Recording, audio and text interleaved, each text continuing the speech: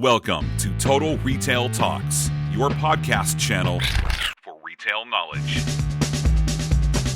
Hi everyone, and welcome to episode 69 of Total Retail Talks. In today's episode, executive editor of Total Retail, Joe Keenan, sits down with Lisa Gavales, CEO of Things Remembered.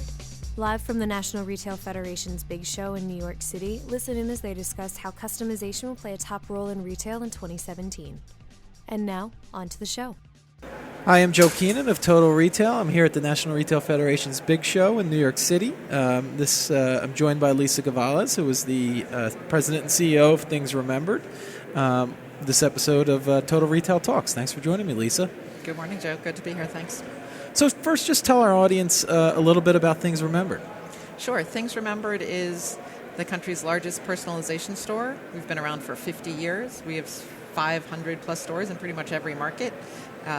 We specialize in product that is generally gifted to people who care a lot about the recipient and want to build a relationship. Perfect. And then, as I mentioned, we're here at the NRF Big Show. Can you tell us some of the things that you're excited about being here at this event? You know, some of the things that you might be looking forward to seeing, or any of the sessions or speakers? Sure, Joe. NRF Big Show is hard to miss.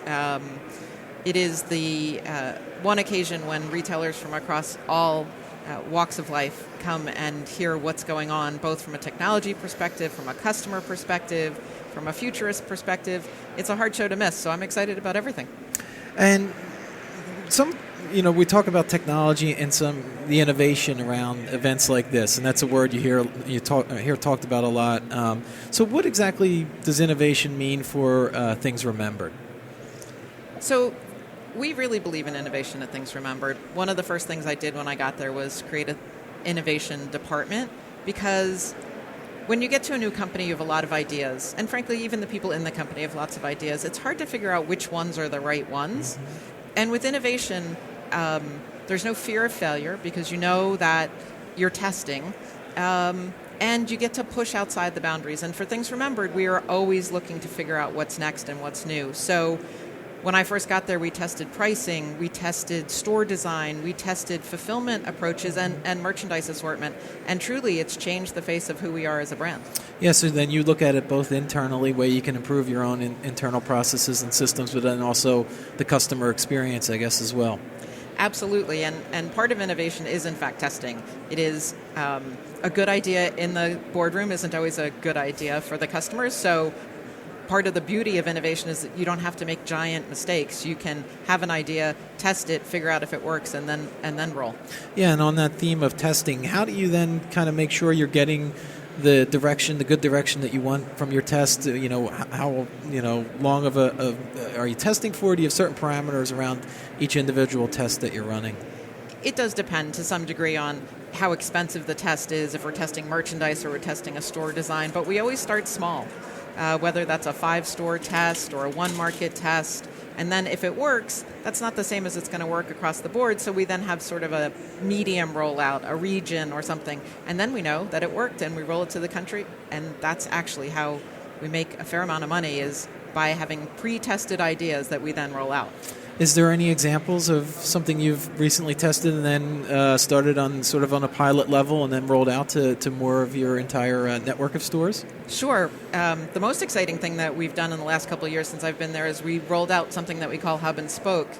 Previously in a store, the vast majority of the merchandise that we sold was personalized through engraving, okay. But we recognized that from an industry perspective, embroidery was actually the biggest growing trend, and so to figure out how to manage the technology behind that across so many locations, we created a hub and spoke system, very much like an airline would. Mm-hmm. And same deal, we started with 1 market. We tried the sort of 10 stores around that market. That worked. We rolled it to 4 markets, and I would say 95% of our stores now are in a hub and spoke environment, so there's an incredibly quick turnaround for an assortment of personalization techniques. And then you mentioned testing across all areas of the organization. Can you talk about some of the testing you're doing that's not maybe directly tied to innovation initiatives? Sure. In retail, every season, new product is an uncertainty. And for us, particularly in an environment where we really wanted to overhaul the assortment pretty quickly, it was important that we don't make a ton of mistakes. So we actually use First Insight to test product before it even hits the customer. So the first thing we would do is we would take an assortment of samples and we would ask customers through First Insight which ones they liked and which ones they didn't. That not only impacted what we bought, but if it got a really good score, it impacted how much we bought. And it's been really successful. Our new merchandise is doing substantially better than sort of the previously non-tested merchandise. And this is, I'm assuming that Things Remembered is very seasonal too. The holidays probably a big time of year for you. You're probably looking over that data that came out of what sold. How's that kind of testing and then sort of the real raw results of what sold impacting what you're buying going forward? Well, with holiday just behind us, it was really important as I said before, we've really changed the mix of the assortment, and what we've seen is what we call new management merchandise has substantially outperformed, and we think that's in large part to the fact that we've tested it through a couple different processes, both systematically through First Insight as well as a test and roll philosophy, and having comped during the holiday season, which given this very difficult season, we're pretty proud of. Great. You mentioned testing. So is that not only testing whether the demand is there for the product, but also some of the intricacies like pricing? And when you mention testing it, is it more than just is demand there? Yes. Pricing is a big piece of testing. Sometimes we find out that the customers like it, but they don't like it at the price that we need to sell it for. So then it's up to us to figure out, can we get it at a better price so that we can sell it at the price the customer wants? Or in fact, are we not going to do it because we can't get it to the right price? So pricing is, to a customer, it's not just what it is. It's what it is and can I afford it? Yeah. And then you mentioned that a big portion of Things Remembered's business is that people are buying gifts for others. So how does that kind of impact making these sorts of test models set up? And then, how does that change your testing philosophy, that the fact that a lot of times the purchaser isn't actually going to be the one using or keeping the product? So that's an interesting question. When I first started, I thought that there would be a big gap between what the end customer wanted and what our customer wanted, the gift giver. In the end, I think most people buy what they think they would like. And so we found there's not a lot of difference. And so we've tested with end customers versus the gift giver. But for us, it's really our customer is the gift giver, and that seems to work pretty well for us. Do you find that you're done any analysis on whether the people that are buying the product are sort of same demographic, same lifestyle, same type of customer as the person that's receiving the gift? They are, typically. Our customer starts around when she gets married, and if you remember, or at least for me, remember back to when I got married, so did all my friends. And so it is a very cohort, and they have a lot of occasions when they are in that occasion themselves. Okay. And then as far as the different channels that Things Remembered sells in, obviously the website and then the stores, how do you kind of differentiate your testing strategy between those two channels? And sort of a secondary or follow-up question to that is, do both channels carry that same merchandise? So for the most part, the channels are integrated in product assortment. I'm a big believer that the omni-channel experience is stronger the more often the characteristics are the same, whether that's pricing or product. That said, of course, like most websites, we have the opportunity to have an extended assortment beyond what we could carry in a store. Often we actually use that as one of the test phases. So where I only have to buy a couple hundred to see if something works on the web, I have to buy many thousands to see if it works in the store. So when we expand an assortment, the things that do well on the web then wind up being something that we roll in store. Yeah, it makes sense. That smaller investment up front needed, and you can push that out on the web and see the kind of response you get. Yeah, absolutely. So being that we're half of the month, 15 days into the new year, what are some of the things, the goals that you've kind of set forth for Things Remembered in 2017?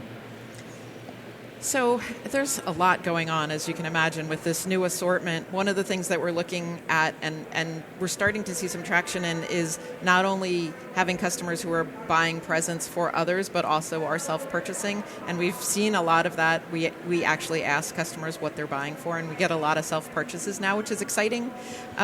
But for us, with this relatively new assortment, it is going to be all about marketing and updating our stores. Those are the two key components for us in 2017. Yeah, and with all the news, especially in this first couple weeks of the new year, about all these store closures and Macy's and some others, what's the role of the retail, the brick and mortar store in Things Remembered for this year and going forward? Yeah, I think for us, like all retailers, I really do believe it is an omni-channel play. And I've been asked, what do you do with the internet as a competitor to your stores? And the reality is, I think they're very symbiotic. The website and other aspects of the web, including social media, actually are the drive to store. Particularly, I think customers would like to touch and feel if they could, if it's not inconvenient. So it is about making the store experience really exciting and fun too. But I think that the pure plays now call themselves digital first. So I think that it's an interaction between channels that makes 1 + 1 = 3. Yeah. And then my final question, Lisa, is just, we're here at NRF, but kind of looking then, not specific to Things Remembered, but across the industry, what are some of the trends that you believe, it could be technologies or different behaviors that you see having the biggest impact on retailers this year? So I really do think it's personalization, and not just because I'm in the personalization business. I think customers more and more want it to be about them and less about these big companies, of which we are one. And how do you customize the experience, the product, the situation for that customer? I think that's true in the digital space and true in stores. But I do think in stores it's about entertainment. I cut my teeth in 15 years at Bloomingdale's, and we called it theater of retail. That hasn't changed. Mm-hmm. It's gotten more and more important. So it's about the customer experience and making sure it's personalized for them. Great. Well, I want to take this opportunity to thank Lisa Gavales of Things Remembered for her time and offering us some insights here at the NRF Big Show. Thanks, Lisa. Thanks, Joe. Thanks for listening. For more information on this podcast, please visit www.mytotalretail.com/podcast for show notes. Total Retail Talks is available on iTunes and Stitcher, but please remember to subscribe to our podcast channel page as well. Lastly, if you want to connect with us, you can always connect with us on social at MyTotalRetail on Twitter and on Facebook at www.facebook.com/MyTotalRetail. Thanks for listening, and we'll see you next time.